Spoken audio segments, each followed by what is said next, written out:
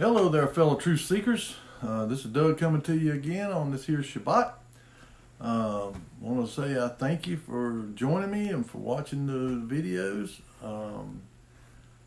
It's a blessing to me if I can reach somebody out there with the word, the truth, because that's what this is all about. It's not about me.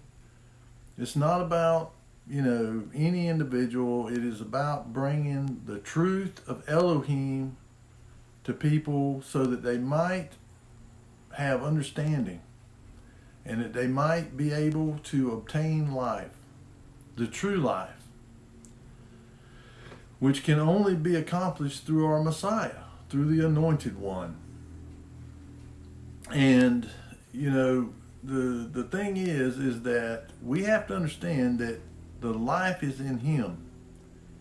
He brought a message from the Father of how we can be reconciled to the Father through Him, by emulating Him, by living like He lived.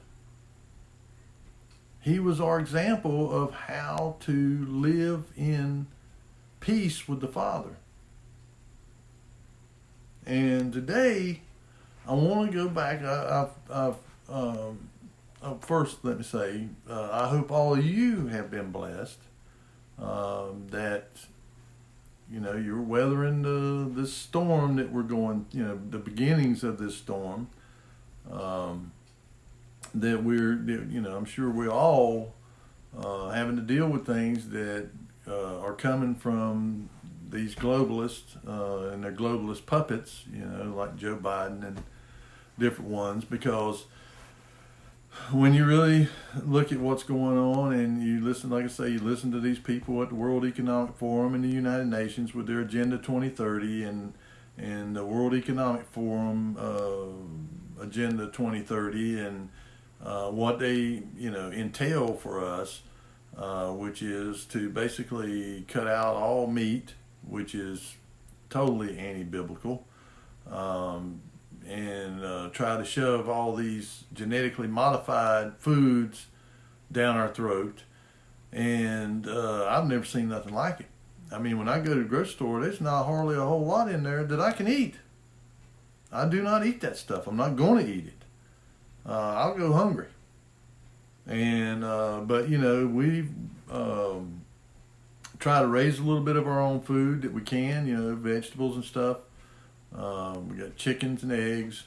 Hopefully, we can end up getting us a cow or something, and then we have those in the family who hunt that get us some meat, some deer meat and stuff. But we run a store. We have a little, I guess you'd call it a convenience store, a little grocery store. And I've been just, looking at the products. They are rapidly integrating this and they don't call it genetically modified anymore. Now it's bioengineered. They're trying to word it in a way that don't sound so ominous. But it can't be good for us. Our Creator created these plants and stuff for us to eat the way that He created them. And they are, they were designed for our genetic system, the way our bodies were created to consume the food that He created. Okay, and if they are genetically modifying this stuff, then our bodies really don't recognize it. And I've, heard story after story of people being in distress that are eating this stuff, their stomachs and their guts bothering them, because this stuff is not something that our bodies recognize. And then it ends up causing people to have inflammation and stuff because the response, the body puts out a response, a histamine reaction or whatever, that is to try and remove this stuff from the body. And I don't know exactly how it, if it accumulates in our bodies if it actually does anything to affect our genetics. We don't know. And again, this is another big experiment being done on us, just like with the jab. They want to see what the effects of these things are on us because of their transhuman agenda. And so, I'm just putting it out there, as a warning. Read what you're eating, know what you're eating, and not just that. I mean, all these other things, natural flavorings and the food colorings and all that stuff in there, all that stuff is detrimental to your health. It's bad for your health. And I'm not saying I'm the picture perfect of health, but, y'all see me drinking these teas here, and it's got 3 ingredients in it. It's got black tea, sugar, and citric acid. And of course, sugar is not good for you either. But in moderation, it won't hurt you. But, if you consume a lot of sugar, it's addictive. It is well known that it is highly addictive. So you have to limit how much of it you drink. Or make your own tea, and you can put stevia or something like that in there, an alternative sweetener that doesn't affect your insulin levels and all that stuff, and is not addictive. And eat fruit. If you want something sweet, you can eat some figs or dates or something like that are really healthy, and they have antioxidants in them. But they also, the sugars are sugars that our body can actually utilize, and they don't create such a spike up and down in our insulin levels and stuff. They keep them fairly steady. I'm just kind of putting it out there, take care of your health. Because, look at the pharmacomedical industry. It is a $3 trillion business. And the pharmaceutical companies are in trouble. And they're in trouble because they come out with all of these drugs that have had side effects. They've been sued, and because you can sue them if it's a pharmaceutical drug that treats the symptoms of heart disease, diabetes, that kind of stuff. But when it comes to inoculations or vaccines, you can't sue them. You have to go to a vaccine court, and they done that to protect them, so they can put these things out there. And they're really still trying to push these things because they're getting extremely, making a lot of money off of them, as where all these other drugs, they're not making a lot of money on them because a lot of them are, hurting people. The side effects, if you ever watch these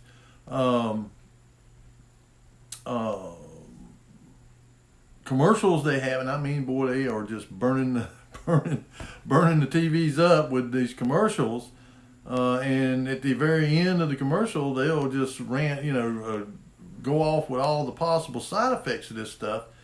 And, in reality, the truth is, our bodies heal themselves. That's why Yeshua said, physician, heal thyself. Because, there's no physician can heal you. They can facilitate healing. But when they're giving you something that is worse than the ailment that you have, I don't see how they're facilitating it. And what gets me is all these, they always make a big thing about the Hippocratic Oath. Above all, do no harm. And it's, I don't know what happened to them. Other than it's demonic. Because how these people, and the ones who did not go along with this stuff, that, they've tried to destroy them. People like Dr. Peter McCullough, Robert Malone, and a whole host of other doctors that came out. They had the Barrington Declaration. And it was thousands and thousands of physicians around the world. I'm talking about top of the heap physicians. I'm not talking about just your run-of-the-mill family doctor over here. I'm talking about people that run programs at major research universities, and were the head of departments in large medical centers and stuff like that. That came out and against this stuff. That there wasn't enough research, that they were just, and the man who invented this technology, this mRNA technology, Dr. Robert Malone, he come out, early on and said that this stuff was never intended for that. It was not intended for that purpose. He had developed it as a treatment against a very rare, hard to treat, it was almost like a 98% fatality rate among this particular type of leukemia. And so he was looking to try to find some kind of a treatment for it. And when you have people that are dying from a type of leukemia that has a 98% mortality rate, people would be willing to try something like that, in a clinical setting, in a research program, as a treatment. But to just wholesale release this stuff on billions of people around the world, no. He was not for that at all. And so, but that just goes to show you, and it kind of ties into what I'm talking about today, which is do not depart from the law of Elohim. When you depart from his law and his way, in his way, the consequences of it are exactly what we see.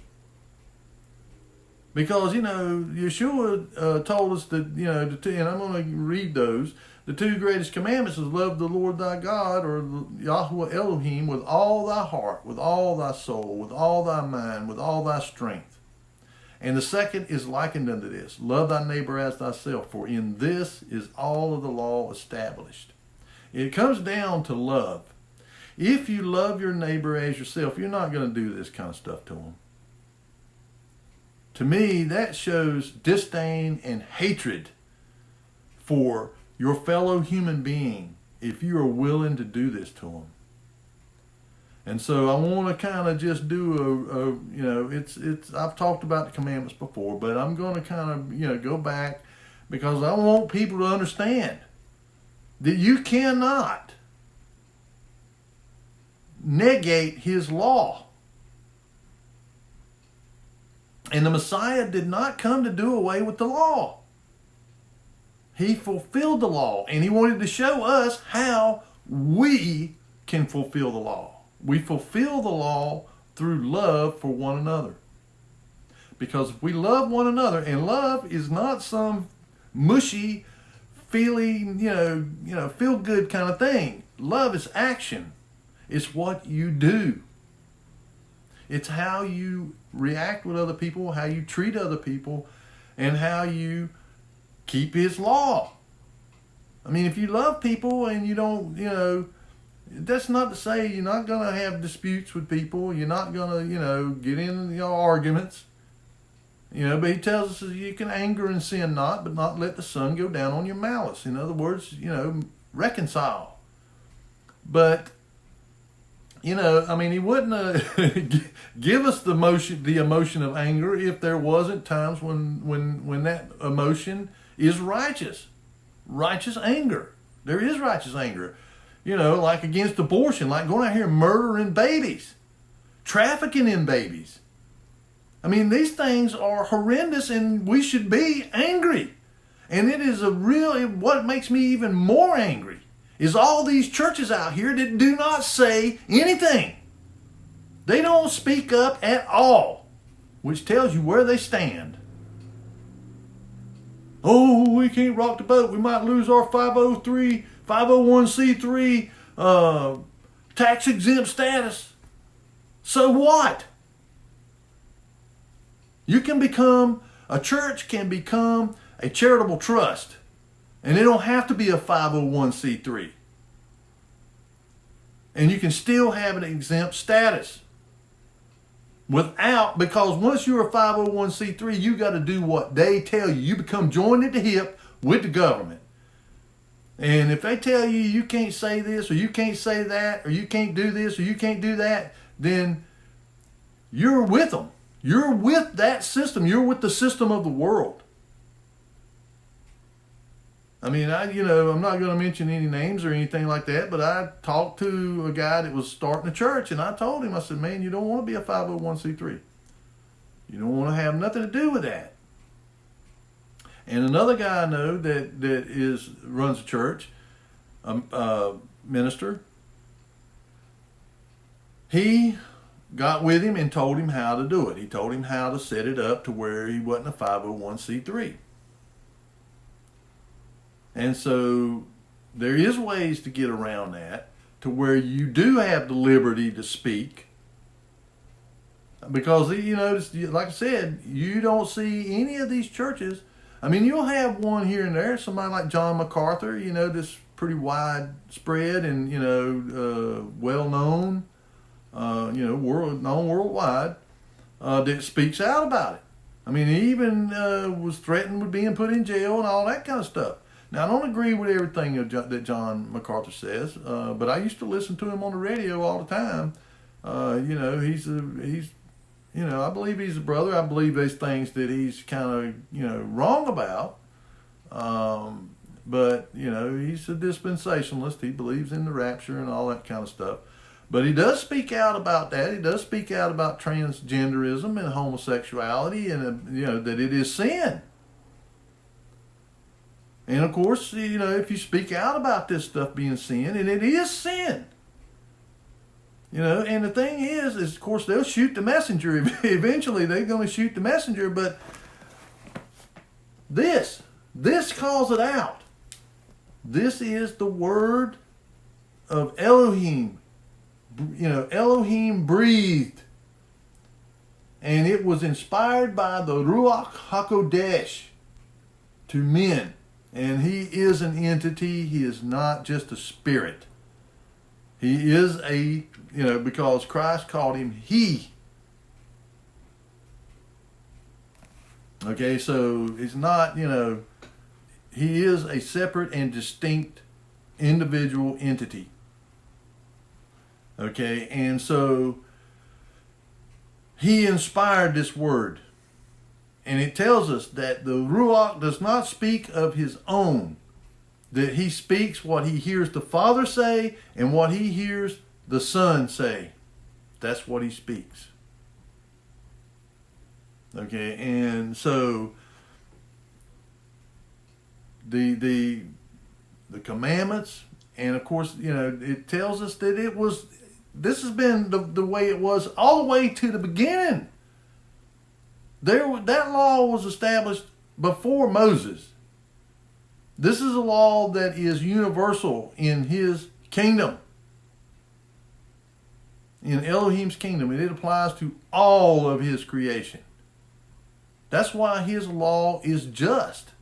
Because it applies equally to all of his creation. All of the entities, all humans, all angels, all of and we don't know the myriad of creatures that he has, created. We know the Bible describes some of them, like Leviathan and Behemoth and the deeps, and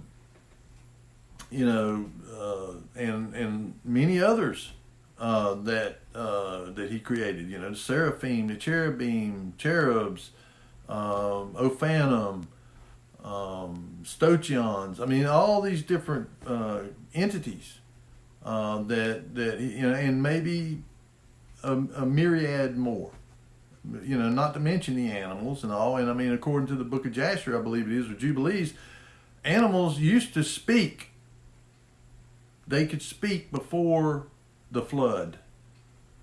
They were able to communicate. And I've seen animals that sometimes it seems like they really are trying to talk to us, but they just can't anymore. But we know when Balaam was trying to show Balak how to cast a stumbling block before the children of Israel, he was riding a donkey, and that donkey turned around and asked him why he was beating him. So he had they had the capability of being able to speak. And so he's created all of these creatures, but they all are under his law. And it's no different than, as a comparison, man's law. But the thing about the true difference between the two is that his law is just and applied equally, as where man's law is corrupt and applied unequally. You get all the justice that you can afford, or by who you know. If you connected somehow or another, then you can get, look at what's going on there in Washington. And of course I think all of that stuff, is distraction. I really believe that the Hunter Biden stuff and the Trump stuff, with all these charges and all that, is meant to distract us from what is really going on. I've talked about that before, that they will use stuff like that as a means to distract us from what they're really doing, from the laws that they're passing up there in Congress. And they all, we're against the, Democrats against the Republicans. But you watch.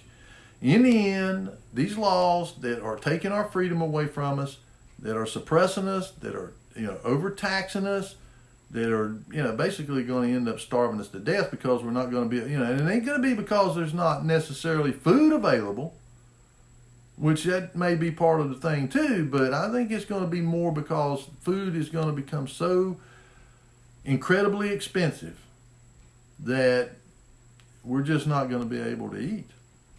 We'll, take everything you can make to eat.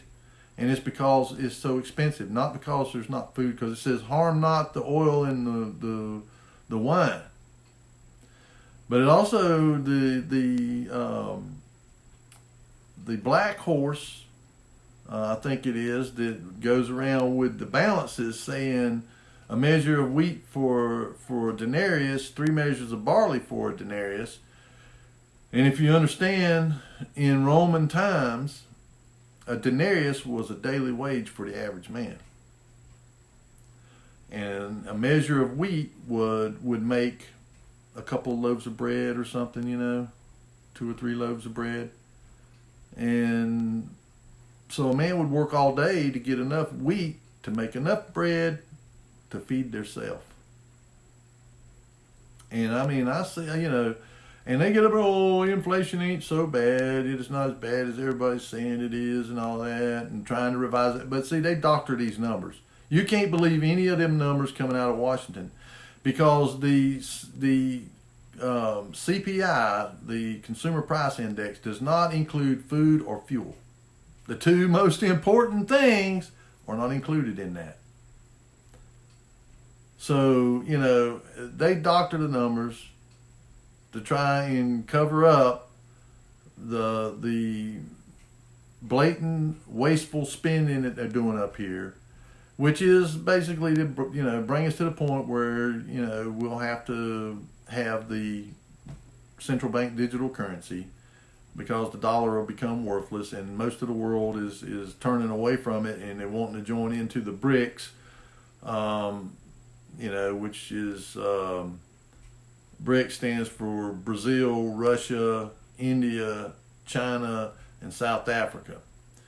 They have been working on this stuff for like 30 years to come up with an alternative currency to the dollar, which was, the dollar is the reserve currency. Everything, petrodollar, everything is transacted worldwide using dollars, rather than each country using their own individual currency. They use the dollar. Well, there's 30 or 40% of the countries in the world now that have turned away from the dollar, and that are beginning to allow countries to interact and trade back and forth using their own currency or using gold and silver. They're wanting to create a gold-backed currency. And so, and I've told people about that too. I'm not, that you should have some gold and silver. if you can afford it. If you can afford to buy a little bit and put it back, because it's an ancient currency. It's always had value.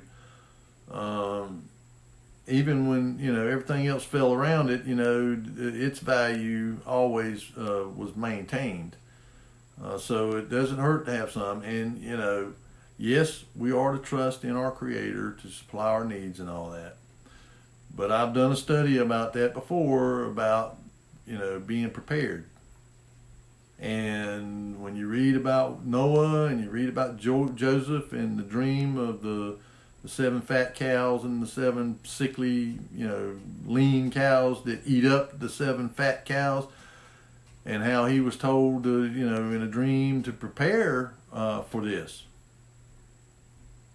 So, the Father knows when these things are going to be happening, and so he warns us, prepare for it.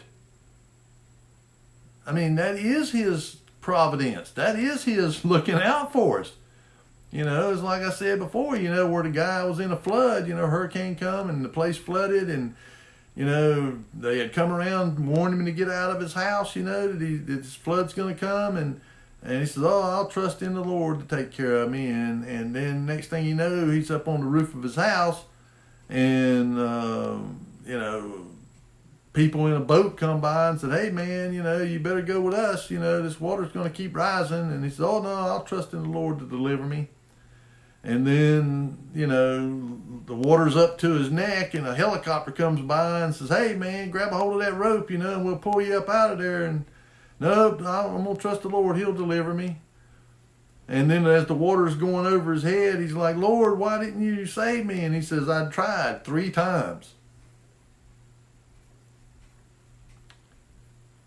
He expects us to have discernment and to be watching and listening to the Ruach HaKodesh, because he leads us to all truth and to understanding, and to see the signs of the times, and to warn us. You hear that little voice in there warning you, then you better listen to it, because that is him trying to deliver you, trying to help you. I mean, if you think he's going to just, and it's not to say that he cannot intervene supernaturally. No, he can. But he won't, because he expects us to listen and heed his warnings. We have to be listening. We have to have discernment. Pray and seek knowledge, wisdom, understanding, and discernment. These 4 things, and he tells us that. He tells us, seek these things. And he'll give them, he gives them to you liberally. But you have to truly in your heart want and desire them. And he'll give them to you, and he'll warn you. I mean, I was hearing it years ago. And I've, been trying to just a little, do what I can do. You got to do with what your means are. But you can do a little bit. Do it, each time you go to the grocery store, get you some, but get non-GMO. Even if you got to pay more for the organic, get the organic, canned goods and stuff. You can get organic canned goods, soups and stuff like that. Meat, you can get it, canned meat, like chicken. You can get corned beef, stuff like that, and get a couple extra cans, put them in your pantry. People, oh man, I can't afford to do it. Well, yeah, you can. You can do a little bit. You don't have to go out there and buy $5,000 of this prepper food that sits on a shelf for 25 years. You don't have to do that. You can make up your own. And the thing about canned goods is, and they're not necessarily the healthiest thing in the world, because a lot of times they got preservatives in them and stuff. But the thing about them is that their shelf life, as long as the cans are undamaged and there's no corrosion or any kind of thing on them where you can see where they might be leaking or something, they'll hold up way beyond the best by date. Way beyond that.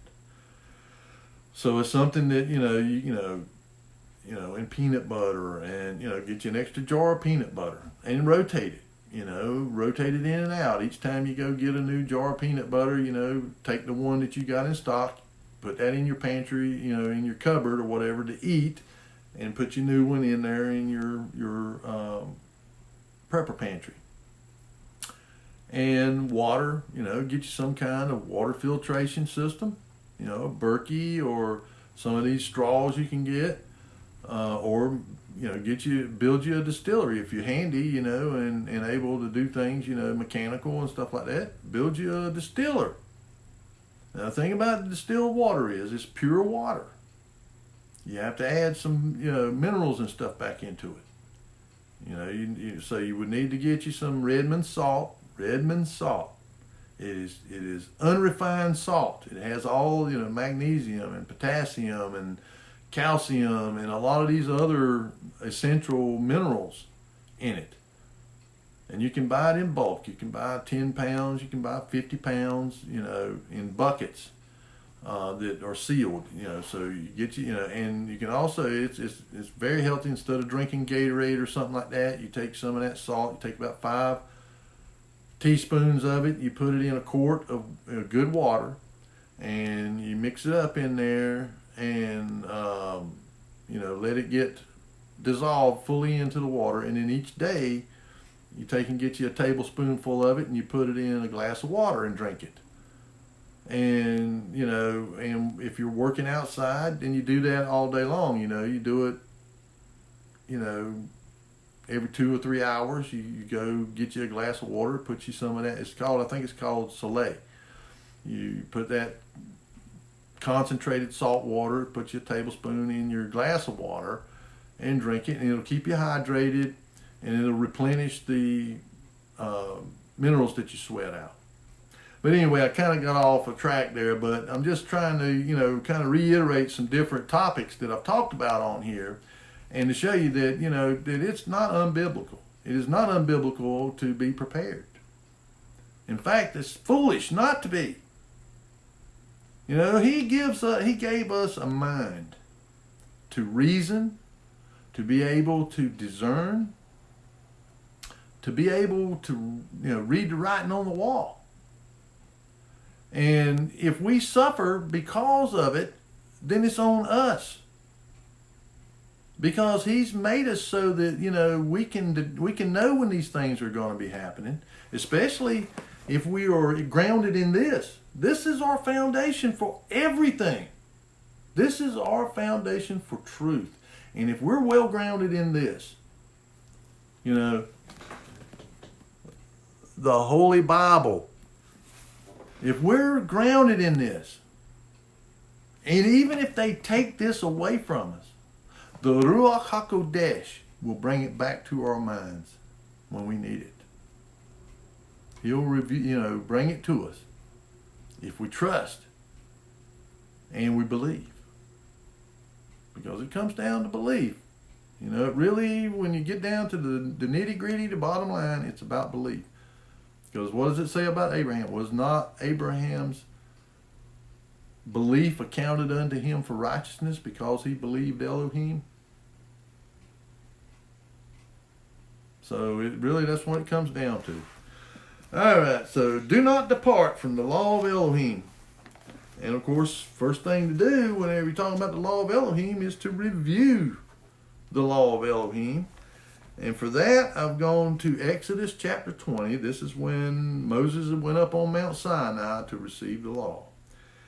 And of course, this law, like I said, was already established long before man. I mean, this law, we don't know how long it's been established, forever. But it is, because this is the law of interaction between us and the Creator, and between us and our fellow man. And so, it really comes down, if you do these things, you can have peace, you won't have war, you won't have discord and division and, all the horrible things that we see going on in this country now. You wouldn't have those things if people followed this. That simple. You'd actually live in prosperity and happiness and joy. But it's, it's greed and lasciviousness and lust. Those things are what drives people to do these things. And that's why they hate this, because it calls them out for it. We're going to start here in Exodus chapter 20, beginning at verse 1. And Elohim spake all these words, saying, I am Yahweh the Elohim, which have brought thee out of the land of Egypt, out of the house of bondage. See, same here. We were kind of in bondage under the European monarchies. And when we come here, a lot of the people that come here to America were indentured servants or slaves. And I'm not just talking about the African people. Yes, them too, but a lot of the people that came here, European settlers that came here, a lot of them were basically slaves and indentured servants and stuff. Or former, outcasts and people that were exercising religious freedom over there, and it didn't conform to, like there in England, the letter of conformity or whatever that the government came out with, that you got to teach this way or else, and they took their churches from them. I mean, thousands of preachers that had their churches taken from them, and they were preaching out in a grove or out in a field or something somewhere. They would, and a lot of them, like William Tyndale and people like that, they got put in prison. And tortured, and their families, were persecuted, and, there's all kinds of stuff. And so when a lot of them got their opportunity, they got kind of, basically said, this is your choice. You either go over here to the new world over here, or you go to prison. Well, they would choose to come over here. At least they, in prison, they'd probably end up dying anyway, from some kind of disease or being beaten and tortured and stuff. But he says, thou shalt have no other Elohims before me. And it's the little g, talking about them little gods. They want to be big gods, but they're not. Thou shalt not make unto thee any graven image or any likeness of anything that is in heaven above, or that is in the earth beneath, or that is in the water under the earth. And notice there's water under the earth. The great deep. But you won't make any of these things. No images. Thou shalt not bow down thyself to them, nor serve them, for I am Yahweh thy Elohim, am a jealous Elohim, visiting the iniquity of the fathers unto the children, unto the third and fourth generation of them that hate me. So, and I've talked about that before, about iniquity being inherited. It's genetic, and it can be passed down to the third and fourth generation, and really even beyond that, unless it's broken.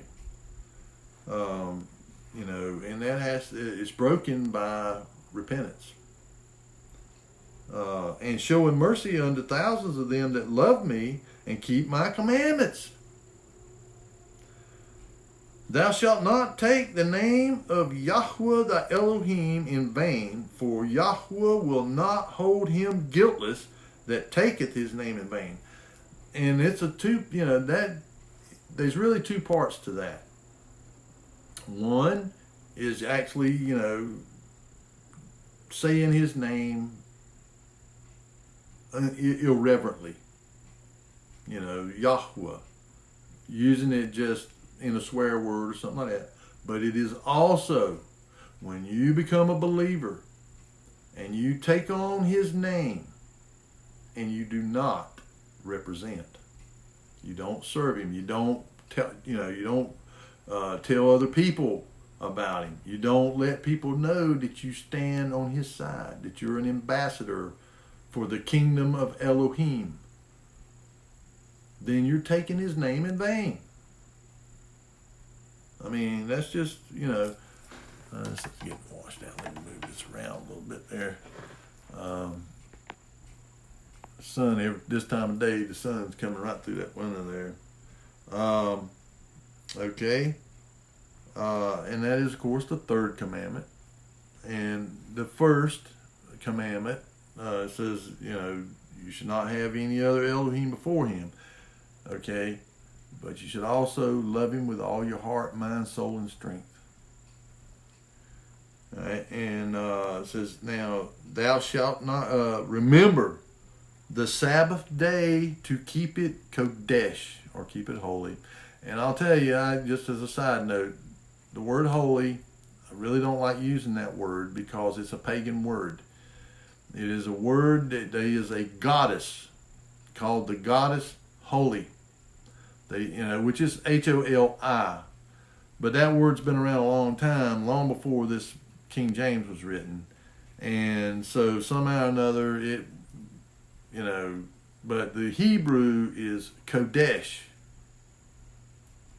And so I try to use the Hebrew word Kodesh. It says, remember the Sabbath day to keep it Kodesh.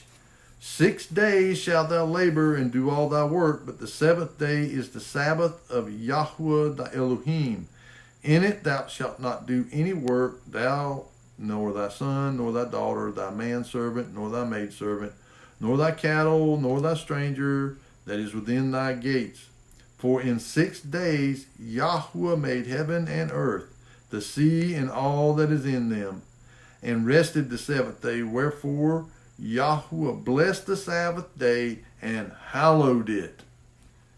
And this goes back to the beginning. This is not something that just came along with Moses. No, this has been this was established at the beginning. And it was a sign. It's a sign and a seal upon those who keep it.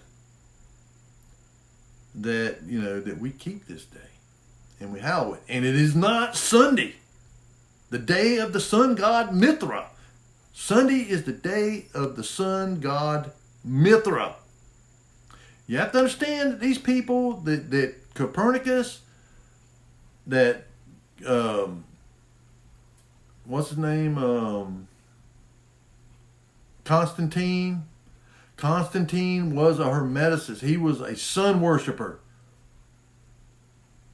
And when he had his vision, he saw a cross up there, an Ankh, like what they have there in Egypt, the Ankh. That's what he saw, which is the symbol of the sun god. I mean, and so he thought it was telling him of Christianity because of the cross. Well, the cross was the stake. And I've said it before, I don't think he was up on some cross like this right here.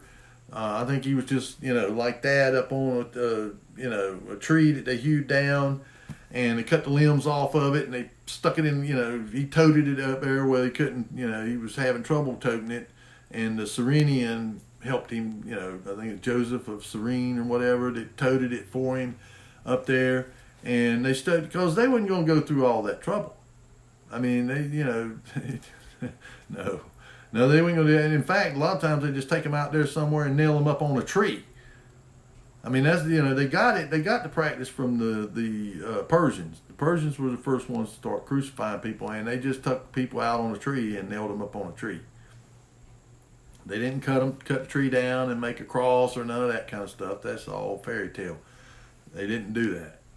And they wasn't going to because they wasn't going to waste that much time doing it. They'd go cut a tree down, and like I say, a lot of times if there was a tree right there where they wanted to crucify you at, that's where they crucified you. Right there, they just nailed you right up on that tree.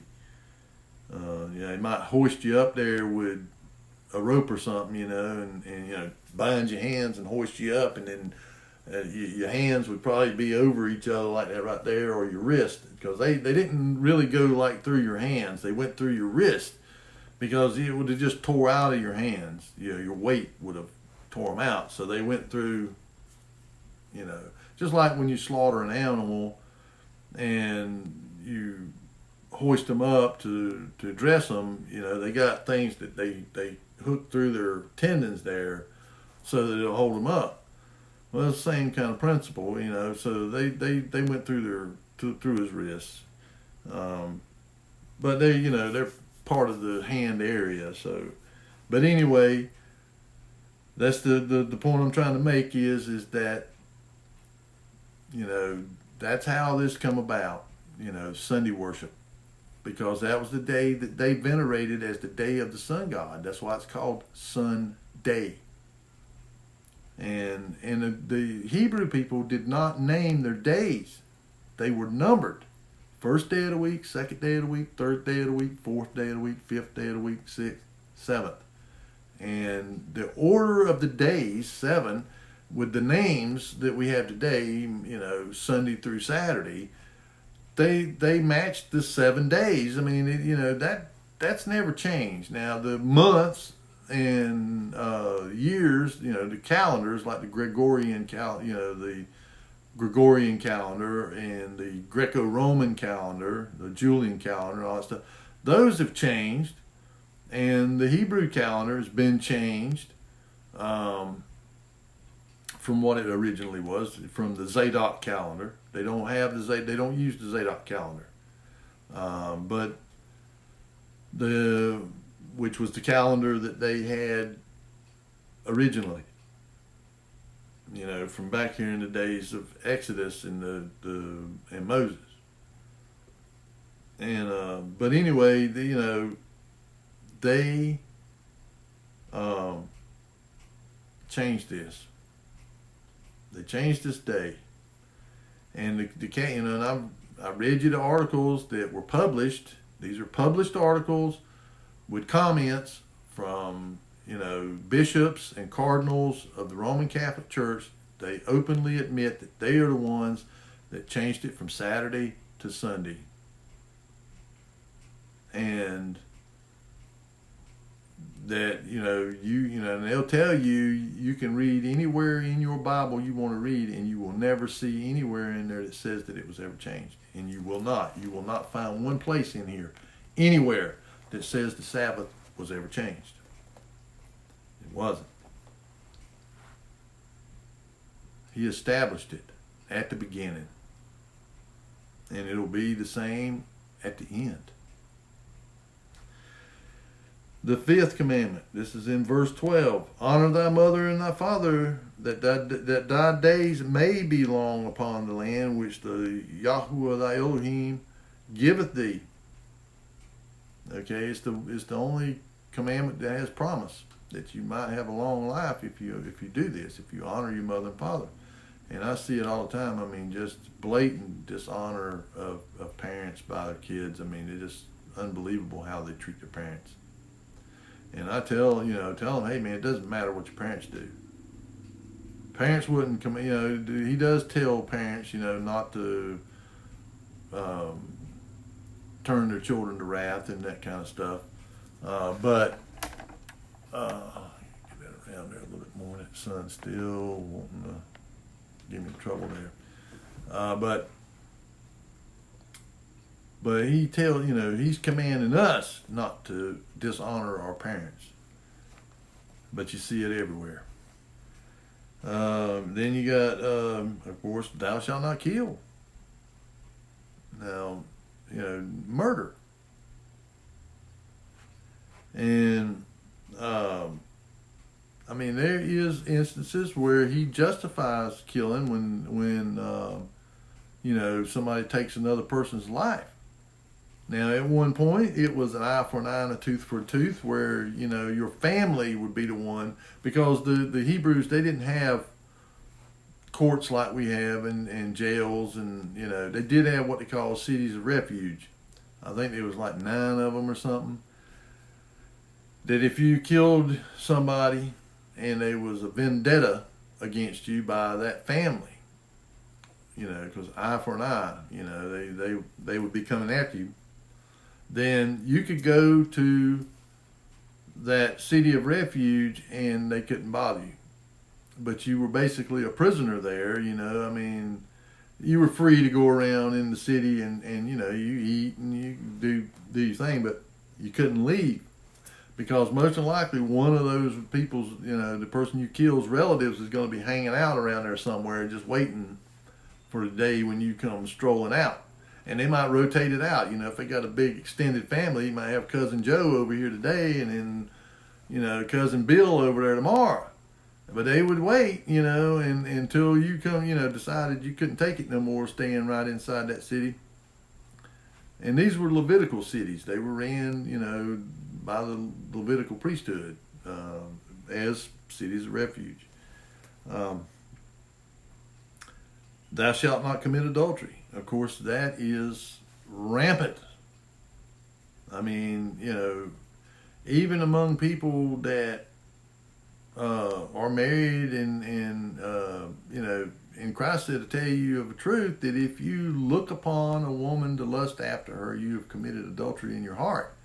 Because sin begins with lust. That's where it starts at. I mean, all sin's created right here in the old being.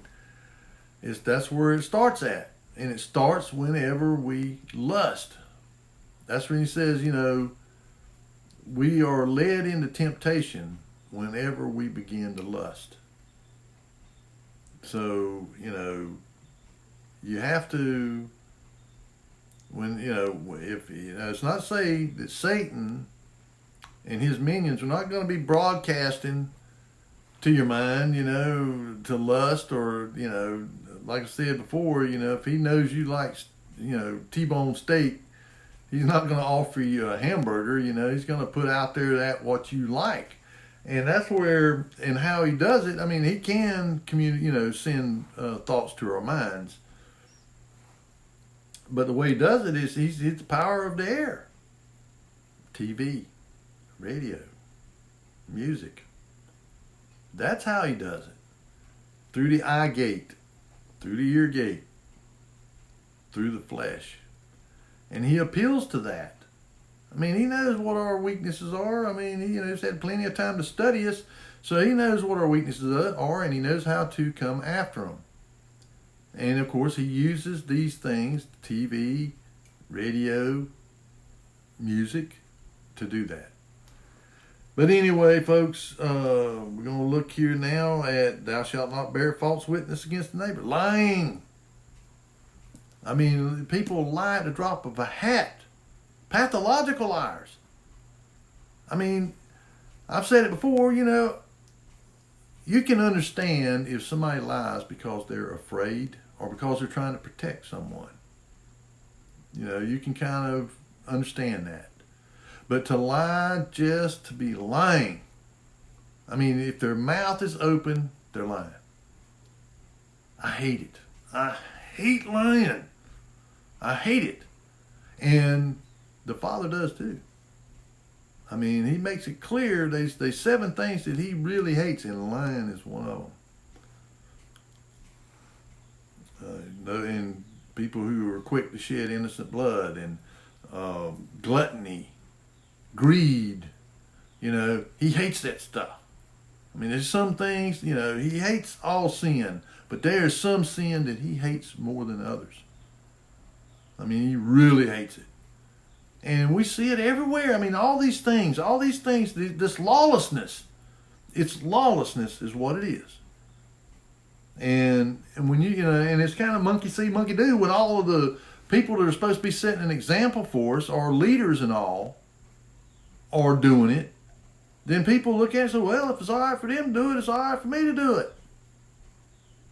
And I mean, it's just a clown show up here. I mean, what we see in our political leaders in Washington, I mean, it's a clown show. I mean, Barnum and Bailey couldn't have put on a better show. And it's all to distract you away from the things that they're doing. They're tightening up the noose. and they're tightening up the noose, and we're watching, clown show. And this is another one that I hate, man. Thou shalt not covet thy neighbor's house, thy neighbor's wife, nor his manservant, nor his maidservant, nor his ox, nor his ass, nor anything that is thy neighbor's. And I've never seen nothing like it. People coveting what other people has. And people are like, well, what does coveting mean? Coveting means wanting what somebody else has, instead of going out here and earning the money to get what you want. Wanting what other people have. Being envious of what other people have. And, and that ties right in with thou shalt not steal, because people will steal your stuff because they covet it. But not only that, I didn't go search out the scripture, but I believe there's a scripture where it says that a covetous man is like a murderer. Because there's people that if they covet something you have enough, they'll kill you for it. That's just how bad a sin or a violation of that law is, lawlessness, is that it will lead people to kill to obtain something that they want. And we see it all the time. You think a lot of these people up there, the ultra elite, ultra rich and all them people up there, they're not above killing or having you killed. It's just the way it is. Them people have no regard for human life whatsoever. In fact, they have more regard for animals, protecting animals and stuff, than they do for innocent babies. Because they sacrifice babies. That's all abortion is sacrificing to these false gods. But, and it says, and all the people saw the thunderings and the lightnings and the noise of the trumpet and the mountain smoking. And when the people saw it, they removed and stood afar off, because they was afraid. Because they knew that this law was being given up there. They could just tell something significant was going on, and it was this law. All right, so we know now what his law is. All right, so now we're going to look here at Deuteronomy chapter 4. And this is, of course, Deuteronomy is basically Moses. They're coming into the land there, getting ready to, and he is going over, kind of a replay of everything that he had told them in Exodus and Leviticus and Numbers. Numbers is more, it's stuff there too, but Numbers is a lot about the tribes and their numbers and their lineage and that kind of stuff. But here in chapter 4, he's kind of going over this again, trying to tell them, okay, I've told you all this stuff before. I'm going to tell you, I'm going to reiterate it and re-emphasize it. It says, now therefore, hearken. This is Deuteronomy chapter 4, beginning at verse 1. Now therefore, hearken, O Israel, unto the statutes and unto the judgments which I teach you, for to do them, that ye may live and go in and possess the land which Yahweh Elohim of your fathers giveth you. Ye shall not add unto the word which I command you, neither shall ye diminish aught from it, that ye may keep the commandments of Yahweh your Elohim, which I command you. Okay? Now, there's some significant words there. Do not take away from it and do not diminish from it. Do not add to it. And of course, in Genesis chapter 22, or Revelation chapter 22, he tells the same thing. Do not add to this word of this prophecy and do not take away from it. For if you add to it, he will add the plagues which are written therein unto you. And if you take away from it, he will take away your name from the book of life. So you do not add to this and you do not take away from it. But there's many people today that are doing that. Rewriting Bibles, all these new Bibles and all, And I'm not saying that the King James does not have some little flaws in it. It does. It was, the book was, after all, written down by men. But it is probably, in my opinion, and of course, in my opinion, probably the least flawed out there. The few translational errors that are in here are all well known, well established. And so anybody can find out. You know, and I've even talked about some of them. I mean, like, where, you know, Genesis chapter 1, verse 2, that is kind of mistranslated there. But, you know, so the biggest problem I have with this one and all the other translations of it is this transliteration of names and the changing of the Father's name to Lord. It can mean Baal. It can also mean master. But Baal, that's what Baal means, is master. So, you know, and he tells us in Jeremiah chapter 23, verse 25 and 27 through 27, that they shall forget my name for Baal. And of course, everywhere we see Lord, that's Baal. You know, and the way it should have been there is everywhere we see Lord, it should be YHWH, capital letters, which is in the Hebrew is Yod-He, Wah-He. And when you put the vowel pointers in, it's Yahuwah. Some people say Yahweh, some people say Jehovah, but I believe it is Yahuwah. And it's just again, and some people say Yahuwah. But I just choose to use Yahuwah. But anyway, you see what he's saying there. Don't add to it and don't take away from it. And the Catholics have. They've took like the 10th commandment, I think, and used it to get rid of the 4th about the Sabbath. Because you got to understand that's going to be the mark of the beast. That's part of the mark of the beast is Sunday worship. All right, now we're going to look here at Psalm 19. Hallelujah for the Psalms. I mean, because there's some great truth in here. And, you know, David was a man after Elohim's own heart. You know, he done a lot of, done some stupid stuff. But they were for an example to us, to kind of show us that, you know, even somebody like David, you know, had his flaws, that we all do, to show us that we're none righteous, and, you know, there's none that are good, no, not one, and not one who seeketh after righteousness. The only way that we seek after righteousness is if we're convicted. If the Father draws us, then can we seek righteousness. All right, chapter 19, verse 7. This is Psalm 19, verses 7 through 13. And matter of fact, through 14. The law of Yahweh is perfect, converting the soul. The testimony of the Lord is sure, making wise the simple. The statutes of Yahweh are right, rejoicing the heart.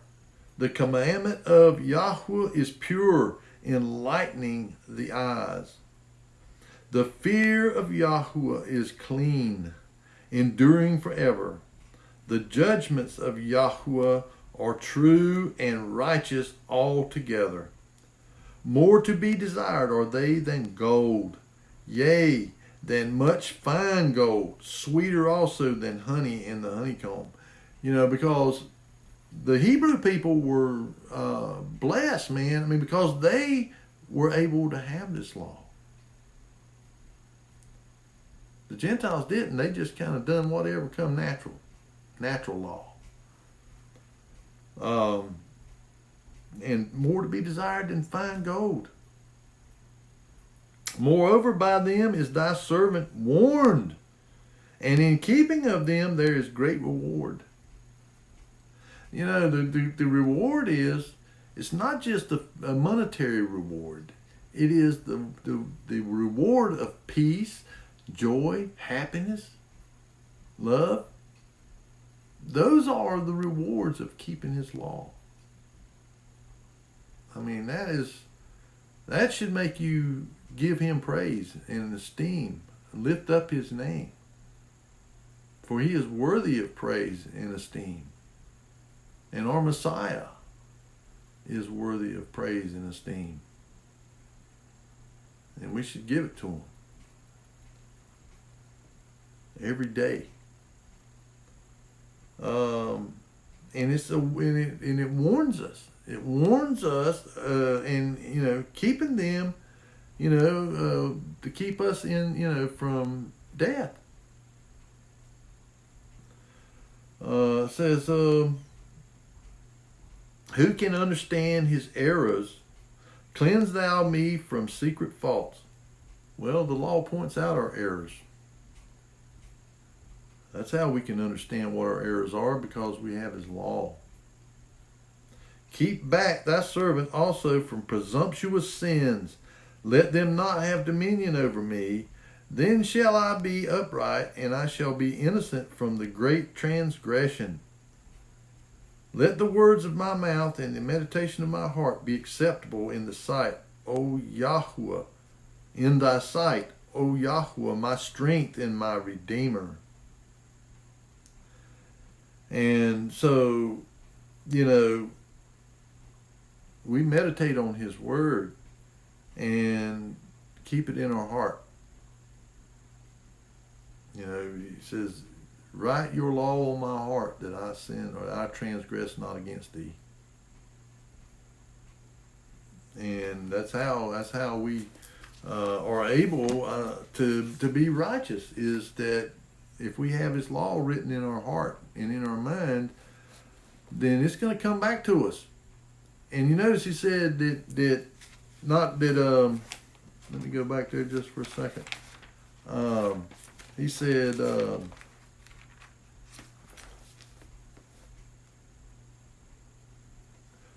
says, keep back thy servant also from presumptuous sins. Let them not have dominion over me. And Paul talks about that, to not let sin reign over you. It's not to say, he's saying that in the sense that, we're not going to be able to not sin from time to time, because we're going to. I mean, we're not completely, we're not glorified. And until we're glorified and we are transitioned, the correction is made to our genetics that has the sin nature in it. We're still going to fall short, but we are not to let sin be the ruler over us. That's what he's saying there. Don't let it, reign over you. So keep that in mind. That just do not let sin rule you. And now we're going to look here at Matthew chapter 15, verses 1 through 9. Then came to Yeshua scribes and Pharisees which were of Jerusalem, saying, why do thy disciples transgress the tradition of the elders? For they wash not their hands when they eat bread. And see, they were just all about tradition. Just like these churches now, they're committing rank idolatry and paganism, and yet they just look at it as tradition. Well, that's the tradition. That's the way our church fathers did it. Christmas, Halloween, Easter, and all that kind of stuff. It says, but he answered and said unto them, why do ye also transgress the commandments of Elohim by your tradition? For Elohim commanded, saying, honor thy father and mother, and he that curses father and mother, let him die the death. But ye say, whosoever shall say to his father or his mother, it is a gift by whatsoever thou mightest be profited by me, and honor not his mother or father, he shall be free. because they give them something that they profited by. So now they're free from the commandment is what they're saying. They're free from the commandment to honor their mother and father because they done something for them that their parents profited from. So now they're free from that. Thus have ye made the commandment of Elohim of none effect by your tradition. In other words, basically through their tradition, they're nullifying it. Ye hypocrites, well did Esaias prophesy you, saying, these people draweth nigh unto me with their mouth, and honoreth me with their lips, but their heart is far from me. But in vain they do worship me, teaching for doctrines the commandments of men. And we see this in all these denominational churches. They're in the Catholics. They teach the doctrines of men for commandments, not the Father's commandments that he handed down to Moses in the law. Now we're going to look here at Matthew chapter 22 and verse 35. Let's see. Let me make sure I got that. No. Yeah. Matthew chapter 22 verse 35 through 40. Then one of them, which was a lawyer, asked him a question, tempting him, and saying, and lawyers, I think they were the Pharisees, they're of the order of the Pharisees. Master, which is the great commandment in the law? And Yeshua said unto him, Thou shalt love Yahweh thy Elohim with all thy heart, and with all thy soul, and with all thy mind. This is the first and great commandment. And the second is likened unto it. Thou shalt love thy neighbor as thyself. On these two commandments have all the law and the prophets. And of course you can read it basically the same thing in Luke and Mark, where they kind of just tell it in their own words, but they're saying the same thing. So you'll see it there too. And now I'm going to look here in the first epistle of John, and really I would encourage you to, as always, read all these, the whole chapters when I give you these chapters, but I just pick out the verses that kind of line up with what I'm saying. But you should read the whole chapter, and because it just gives you a whole lot more depth to it. But this is 1 John chapter 2, verses 1 through 7. My little children, these things write I unto you, that ye sin not. And if any man sin, we have an advocate with the Father, Yeshua, the anointed, the righteous. And he is the propitiation for our sins. In other words, the payment for our sins. And not for ours only, but also for the sins of the whole world. For the sins of the whole world. So anybody that is convicted, that has eyes to see and ears to hear and a heart of understanding, can come to the Father through Messiah. Because he died for all. And hereby we do know that we know him if we keep his commandments. If we keep his commandments, then we know him. He that saith, I know him, and keepeth not his commandments, is a liar, and the truth is not in him. So if you say that you love the Father, and you say that you love the Messiah, and you do not keep his commandments, you are a liar, and the truth is not in you. But whoso keepeth his word, in him verily is the love of Elohim perfected. Hereby know we that we are in him. He that saith he abideth in him ought himself also so to walk, even as he walked. as the Messiah walked. And I've said that over and over again. It is about the doctrine of Christ. It is his walk that we must emulate. We must emulate the Messiah. He was our example of how we are to live. You cannot say that's just for the Jews. You can't just... No. It is for all of the Israel of Elohim. And the Israel of Elohim is a spiritual Israel. It is not a flesh and blood, genetic Israel. It is spiritual. And there is neither Jew nor Greek, nor male nor female, nor rich nor poor. None of that matters. Or circumcised or uncircumcised. If you do this right here, what he's saying right here, if you keep these commandments, then you love him.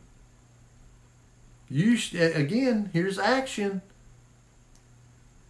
Action is by doing something. That's doing, action is to do. And if you keep in his commandments, that's the action, then you are demonstrating love toward him. Because you keep them. And it says, Brethren, I write no new commandment unto you, but an old commandment, which ye had from the beginning. The old commandment is the word which ye have heard from the beginning. And who is the word? I've talked about that. Yeshua. Yahushua. Yahuwah. He was from the beginning. The word. Gospel of John, chapter 1, verse 1 through 14. Read it. Okay, now we're going to look here in Revelation chapter 12, verse 17. And the dragon was wroth with the woman, and went to make war with the remnant of her seed, which keep the commandments of Elohim, and have the testimony of Yeshua, the anointed, or Jesus Christ. Because Christ means anointed. And Messiah, the anointed one. But, whenever the old dragon's cast back down here, he's coming after us. The ones who keep the commandments of Elohim and have the testimony of our Messiah, the anointed one. Okay. And we're going to look here at Revelation chapter 14, verse 12. Revelation chapter 14 and verse 12. Here is the patience of the saints. Here are they that keep the commandments of Elohim and the faith of Yeshua, Jesus Christ. Here's the patience of the saints. They that keep the commandments of Elohim. These people that tell you don't have to keep the commandments, they are deceived. But we keep them through love. That's how we fulfill them, is through love. Loving our Father and loving our neighbor. Alright, now we're going to look here in Revelation chapter 22, verse 14. Blessed are they that do his commandments, that they may have right to the tree of life, and may enter in through the gates into the city. There you have it. From the beginning of this, to the end, it really comes down to keeping his commandments and the doctrine of Christ. I mean, we've this is the overarching theme throughout. This is the theme throughout the scripture. Even from the beginning. I'm pretty sure that at that point in time, they had an understanding about the law as well. That Elohim had a law. And, but after the flood, I think for a time that Elohim just kind of let the world repopulate and let people kind of go their own way, just kind of getting an idea of how they were gonna do. Even after Noah, I'm sure he warned them and told them about what went on before the flood, and I believe he brought books with him, books that were written by Enoch. And there are those who believe that the book of Job was written before the flood. It was an antediluvian book, about Job. And what happened to those books, I think that the only one that I know of that we still have a copy of that's been allowed to get out is the book of Enoch. And the only reason I think that it's come to the light in the last days here was because he says it's a book that's written for those who are living in tribulation in the latter days. I think that's why here in the last a couple hundred years, I think it's about 150 years or so, maybe 200 years, 170, 80 years. Because I think the first time that it was actually people were made aware of it in modern times was I think it was like 1740s or something. It was a Frenchman that discovered the Coptic Bible over there that was written in the Gaits over in Ethiopia, and they had a copy of the Book of Enoch. In fact, they had all of the apocryphal books in their Bible, the Gaits, and in the Gaits language, I think they call it the Coptic Bible or something like that. But anyhow, he translated it from that Gaits into, because there was people that still spoke that language, those priests, that priesthood or whatever over there that kept that Bible and protected it. I think they could, helped him to be able to translate it into French. And then later on, R.H. Charles, I believe, was the first one to translate it into English. Late 1800s, early 1900s, somewhere along in there. And he translated it from the French. I believe it was just, time to come out at that particular time. So that for now, for this time that we're living in, that it would be able to give us a whole lot more insight about what to expect going forward. And so I hope that, that this really emphasizes to you the importance of keeping his law through love. We fulfill his law in love by action, how we treat our neighbors, how we treat him. Because that's how, like I read there in 2 John, or first epistle of John, 2nd chapter, that this is how you know that you love him, because you keep his commandments. There's so many of these, oh man, we don't have to do that. That's, that was nailed to the cross. No. Don't be deceived by that. Now, in the flesh, no, we cannot keep those laws. But it's through the Spirit of love, that we are able to do that we're able to fulfill those laws. And that is to, not to lie, not to steal, not to kill, not to covet, not to commit adultery, not to worship false gods, not to bow down to these idols.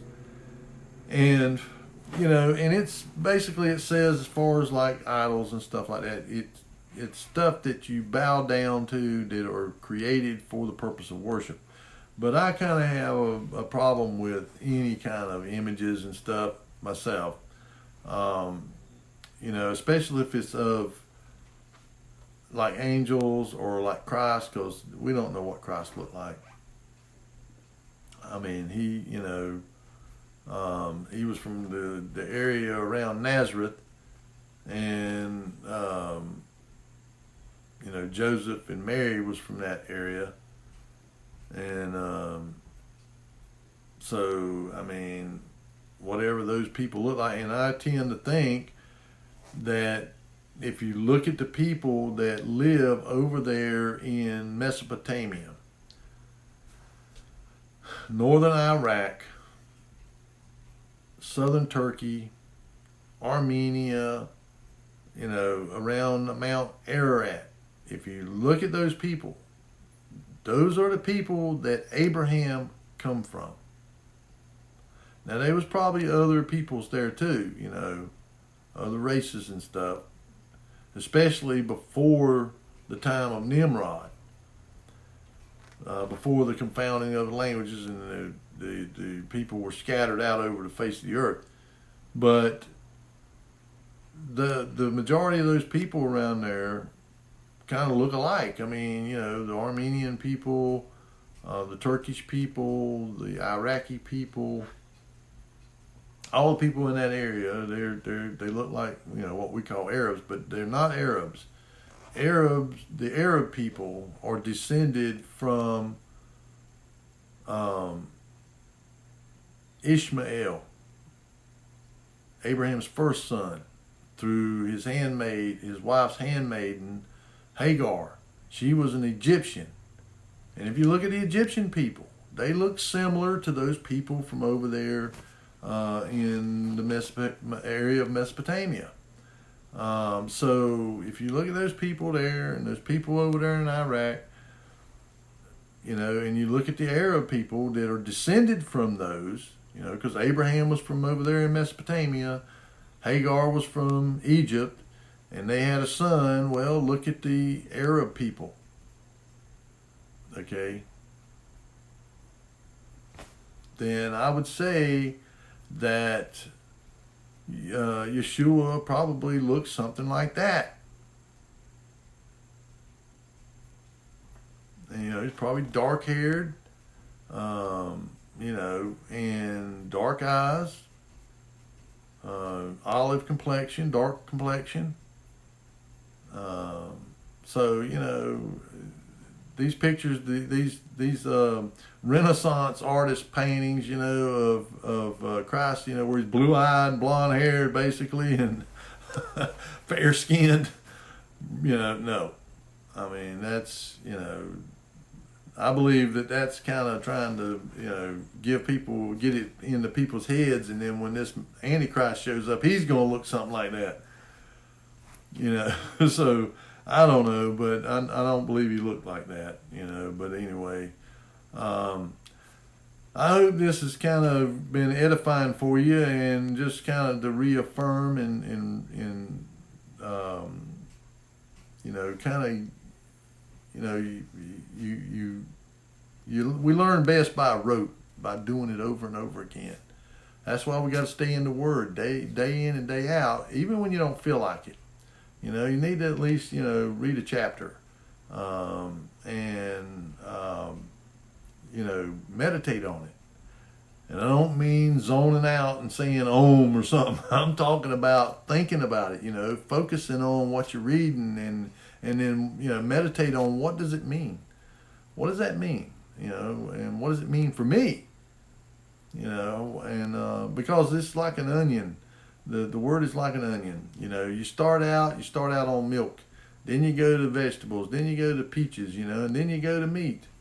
You can only accept that which you are ready for. And when you read it, you're gonna get the milk. If you're just starting out, you're gonna get the milk of it. The loftier, higher concepts, you're just not gonna get it. It comes from study, and it comes from prayer, and from being consistent in the Word, staying in it day in and day out, praying, for understanding, for knowledge, for wisdom, for discernment. And as you grow in the Word, then a layer of that onion will be peeled off and you'll get a greater understanding. And it'll just keep doing that. You know, you keep peeling the layers off and you get to greater and greater truths. You know, it's just like I told you about how, you know, about the nature of the way the world really is, and about the commandments, and, you know, because the stuff that I'm teaching you and telling you about on here and studying about, I was never taught that stuff in church. Never. You know, I mean, it was just it's the same old dispensational gospel, you know, stuff. I mean, from one church to another, it didn't matter. You basically were hearing the same thing. And a lot of these truths I never heard. And, you know, and a lot of stuff like where it comes to the nature of the earth, you know, the shape of the earth, what does it matter? What does that have to do with salvation? Well, it's not about salvation, it's about truth. It has to do with truth. If you will accept any deception and lie, then you're going to be deceived. You have to embrace truth. That is the straight and narrow path. You know, people don't understand what Christ was trying to you know, get across to us when he talks about the gate was narrow and the path was straight. That, you know, the way the gate is narrow and the way is straight, which leadeth unto life, and few who shall find it. But broad is the way which leadeth unto destruction, and many who shall enter therein. You got the right-hand path, the left-hand path. He says, don't veer to the right or to the left. Stay on that straight and narrow path. And what is that straight and narrow path? It is truth. It's his truth. And we have to be willing to accept all of his truth. We can't pick and choose the truth that we want. We have to accept his truth as it is. And that includes the nature of the world that we live in. And it comes down to his festivals and his feasts and his Sabbath, his commandments, the truth of them. And the right-hand path and the left-hand path leads to destruction. I mean, you look up here in Washington, you know, you got the Republicans and you got the Democrats. One's the right-hand path, one's the left-hand path, but they both lead to the same place, destruction. They are meant to be a distraction. They're just to make you think you have some kind of a choice. You don't. We don't have a choice. Those people are appointed. And then they got this, you know, this big opera, you know, or clown show or kabuki theater, whatever you want to call it, going on all the time, so that you're focused here on this kabuki theater and you're not watching what's going on up here or over here and over here in the middle of the night when they're making laws, and whenever the president's up there signing these executive orders that are giving away our sovereignty to the World Health Organization. No. Because and the same thing with, you know, like Hunter Biden, it's the tit for tat. Whenever anything comes out on Hunter Biden, the next day they come out with more charges against Donald Trump. So, you know, and that's all, you know, I personally believe they're all part of this big kabuki theater. That the idea is like I said before, the left-hand side wants to push you or make you go to the end down here. The right-hand side wants to lead you to it. One's forcing you to destruction, the other one's leading you to destruction. That's why you got to focus on that straight and narrow gate. You know, and that's why he said, few who shall find it. Because people don't understand, he is that way. He is the way, the truth, and the life. No man cometh unto the Father but by him. He is that straight and narrow path. Because he is truth. He's the Word. Remember, he's the Word. Thy word is truth.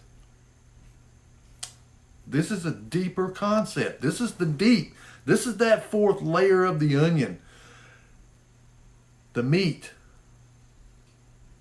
You have to dig that out. That's not something that, a new believer is going to be able to see. This comes from years of studying and from listening to other people who are well-grounded and that have had revelation, have had their eyes open to stuff. And we have to be able to discern what they're saying is true or not.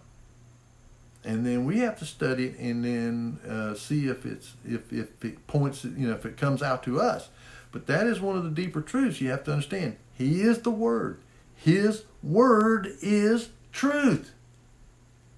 Okay, so He is truth. And if the straight and narrow path is truth, then He is truth. We have to follow Him. We have to follow the Messiah. We have to live His example. And that's how we find life. Through Him. By Him.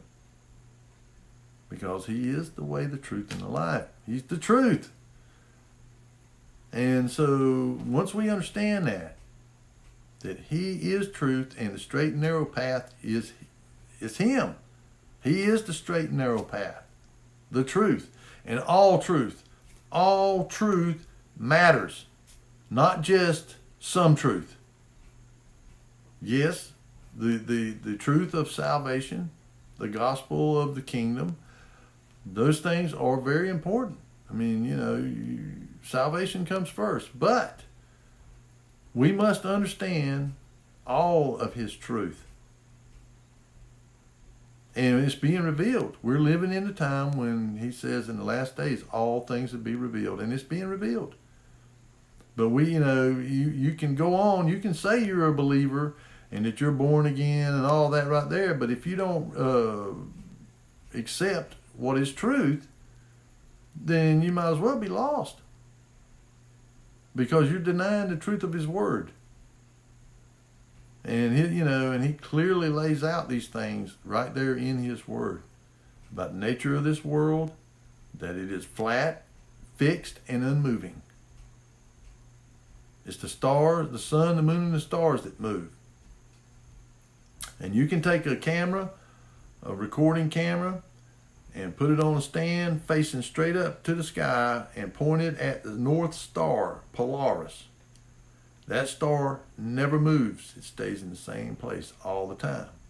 And you can set it for time lapse, 24-hour time lapse, and you watch it. All the stars go around in a circle, just like that right there. Around Polaris. And I believe that His throne above the firmament is sitting right directly above Polaris.